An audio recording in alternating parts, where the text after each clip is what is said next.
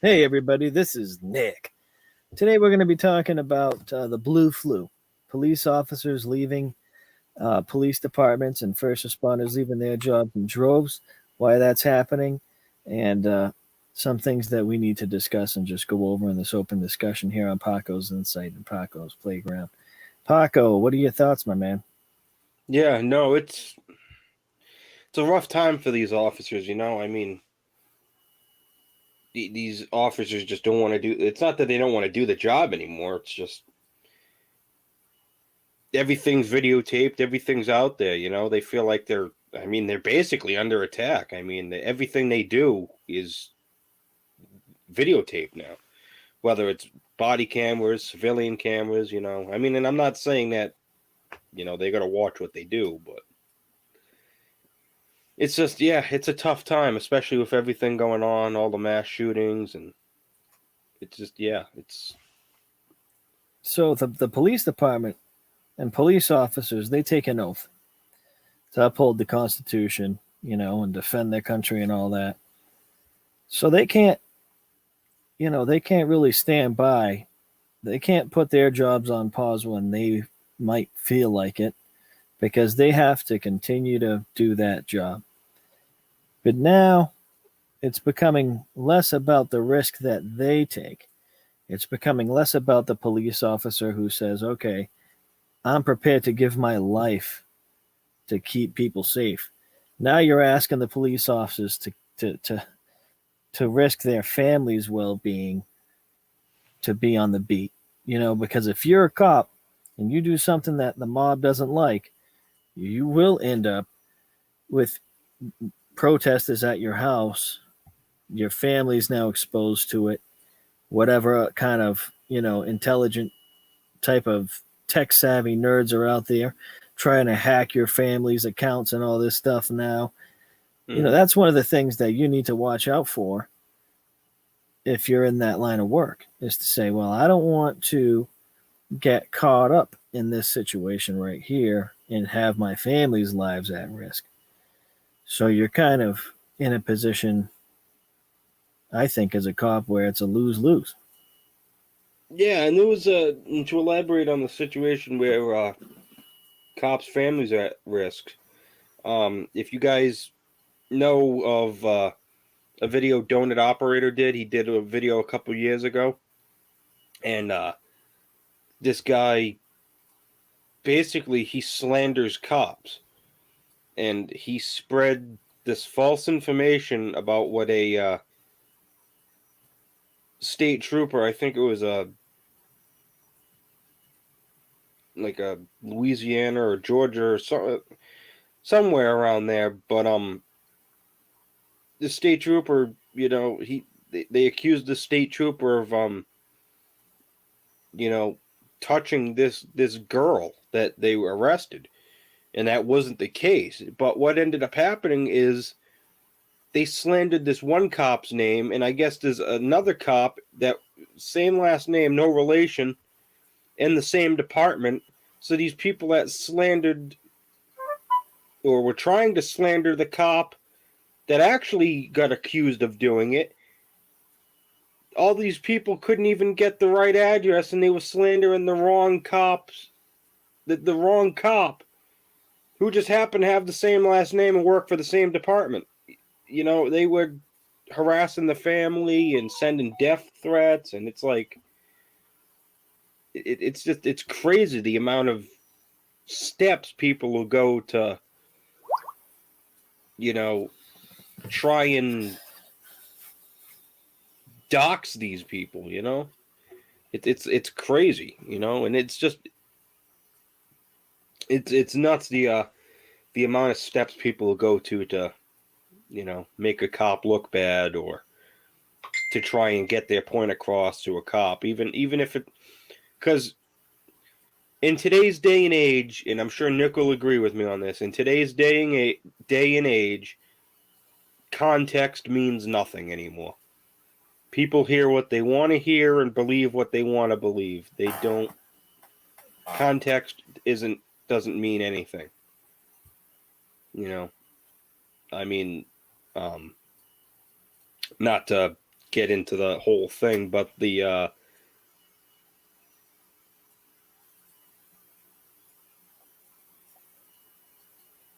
oh, I was like, who the heck? Oh, all right. You're telling Taylor what the mic is. But yeah, no, not to like digress, but that shooting that happened in Columbus, Ohio.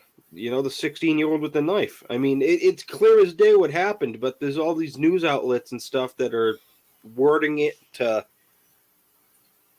almost be something that it's not. You know, and it's the media is the biggest contributor to, you know, but the media doesn't do anything in context. You know, they put what people want to hear, not what actually happened. That's how they get people to tune into the news and listen to their, you know, news stories, whether it's, you know, online newspaper or however you're reading it. You know, the context is usually always in the fine print. It's never in the title. You know, the titles are the most misleading part of it. Like people who clickbait on YouTube, you know, they put what people want to see, but So I I digress. sent Paco a video for us to check out. And basically what the video is about is Bob Kroll. So we'll get into him a little bit. This is one video to look at about he's a lieutenant. Priority, whether you are an officer. He's a lieutenant on the Minneapolis Police Department, okay? He is the union rep for the whole federation of police officers, which I'm sure at a certain rank and below, they're in this union. Anyways, he's the president of the whole union. And he's somebody that's been on the news saying police officers are underfunded, not supported by the politicians, not wanted by the community. You know, their community policing isn't working, stuff like that. So now I'm looking at it, I'm kind of like, all right, this guy's going out representing the people that are his constituents, the police union, and he's attracting attention because what he's saying is goes against what the whole movement is about, defunding police. So now we're gonna just put you in this video now that you have just a little bit of background. I watched it earlier, and it kind of got me thinking a little different about this whole situation. So go ahead and send it when you want, Paco, when you're ready. Yep. Throughout his 5 years as president of the Minneapolis Police Federation, Lieutenant Bob Kroll gained a reputation as a lightning rod, known for fighting for the 800-plus rank-and-file officers while fighting with city leaders, even in the face of reform efforts. In 2019, Kroll and the union decided to offer free warrior-style training to officers after the city instituted a ban on the training. Are you encouraging officers to openly violate that? If they deem that this training is in violation and they're on their own time and they want to attend it, I'm going to encourage officers to do it. I myself will be the first one to do it. Later in the Hold year, on. the Federation sold. So right there, a warrior training. Paco, what do you think when you think of warrior training?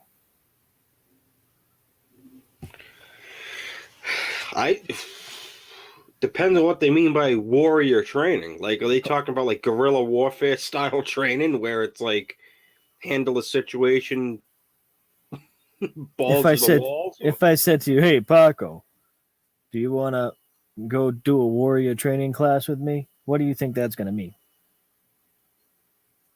Well, it sounds appealing. There's going to be some fighting. There's going to be life-saving things like how to protect yourself. When I think of warrior training, I think of, you know, it's a developmental skill that you have to protect yourself against threats. So if the police department doesn't want the cops to go there because of semantics, whatever, but the police union shouldn't be scrutinized for telling their cops to go get trained to protect their lives if their lives are ever in danger. Mm-hmm. That's not the city's position to tell the union not to do that. You know, it's like if the union said, hey, if you guys are interested in learning how to bake cookies, go to the cookie baking training so you can cook and bake cookies for these children on the streets. Like, that's not their job. Their job is to equip the officers, not to bow down to what the politics want, what the politicians are calling for. You know, that's really not the place for the union to step in and say, we got to bow down to politics. They have to stay alive, not bow down to politics. They have to protect the city, not bow down to politics. So, Paco, if you want to just continue this video a little bit.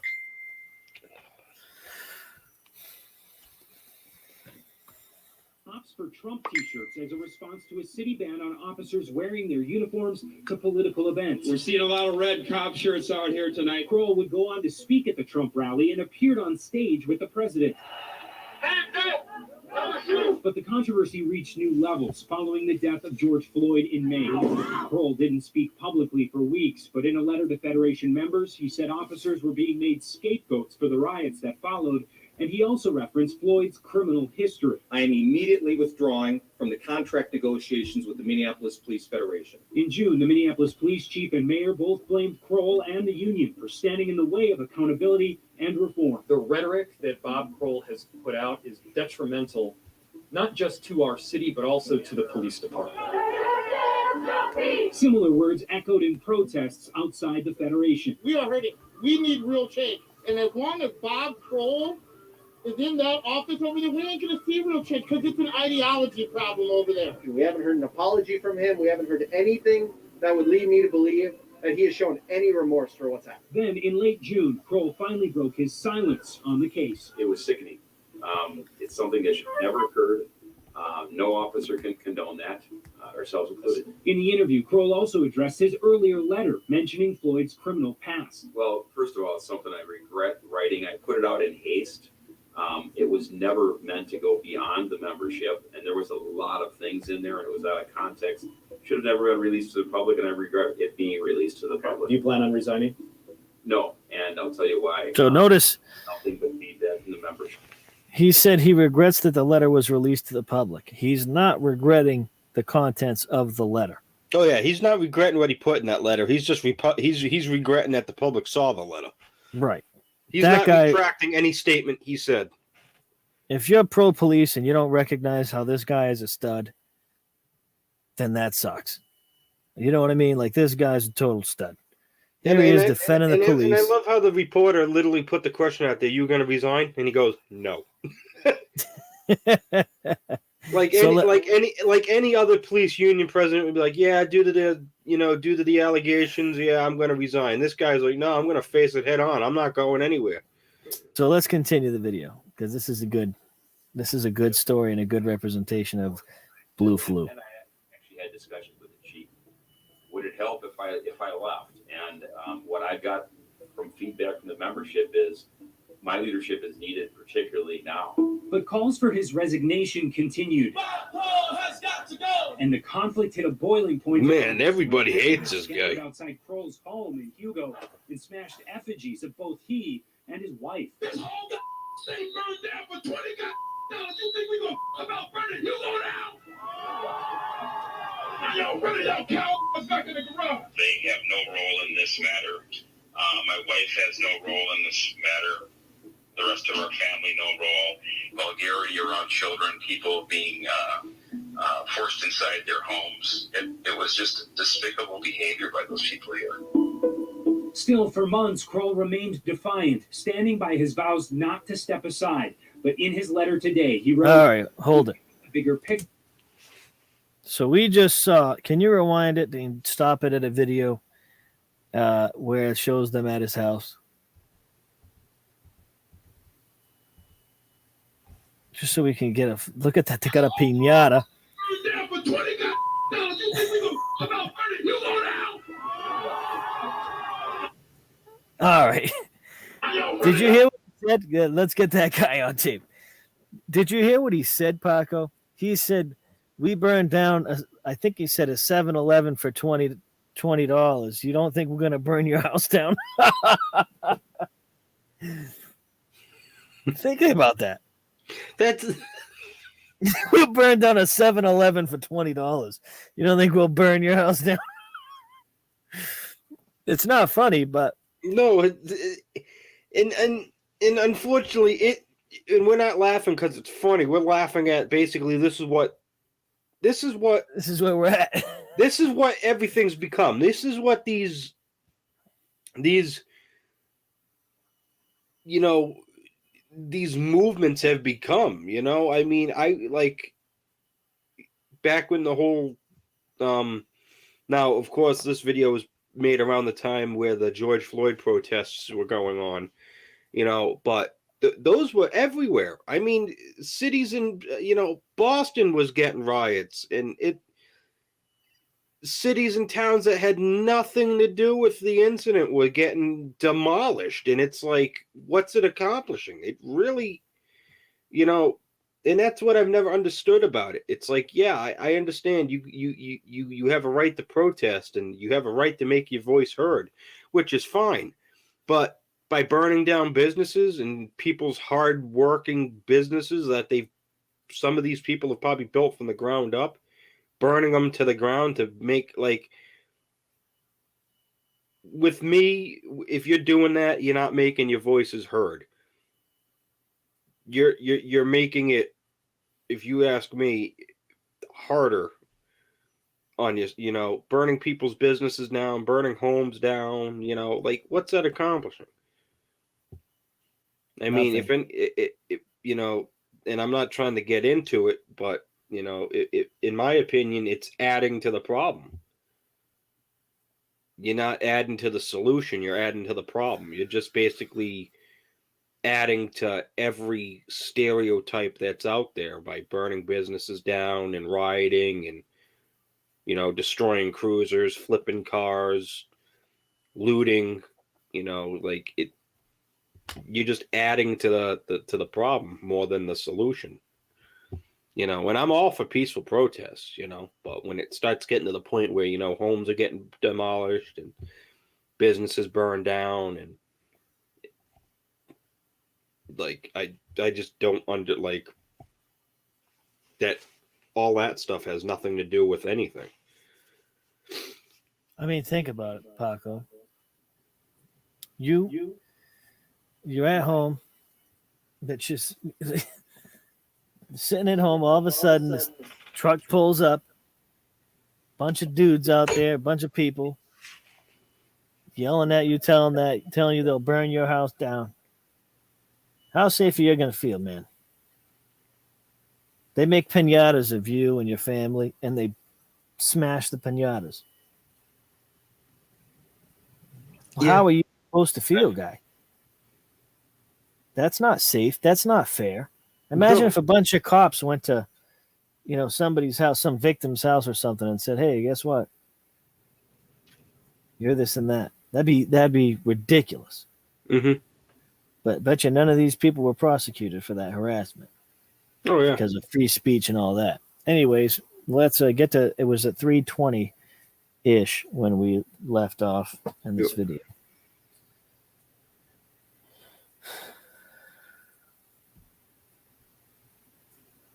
Look at that. Look at that, Paco. Yeah. Look at all these people, man, with their flags and all this and the shirts. They paid for shirts that say Bob KKK Kroll must go. Mm-hmm. Is that not? I mean, that's nuts to think that this guy had such an impact on the stuff he was saying that people have literally made piñatas of him and his wife and signs that say, KKK Kroll must go, in T-shirts. And I mean, I don't know what flag is flying back here, but who knows what flag that is. Some type of Black Lives Matter flag. Yeah. So, I mean, my thing is, what about you're a neighbor? You're like sitting there at home and all of a sudden this truck pulls up with a bunch of boxes of T-shirts that say, could you imagine Bob being Kroll in this must house? Could you imagine coming home from work in the morning, you're trying to take a nap or whatever, and you just hear, hey, ho, ho, Bob Kroll has got the, you're trying to take a nap, and you hear these guys chanting with the freaking a freaking a box truck with a bunch of stuff in it, and this guy screaming bloody murder into a freaking microphone.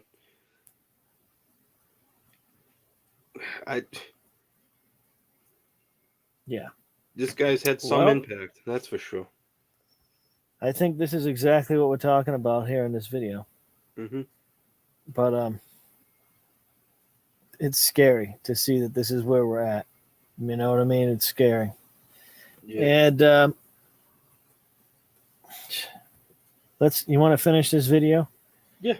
And we'll see what this video has. I might have to get off a little quick on this stream, as I was just notified that somebody's coming to speak to me. So remained defiant, standing by his vows not to step aside. But in his letter today, he wrote, after reviewing the bigger picture, it is in my family's best interest for me to retire 4 months early. Yes, it is.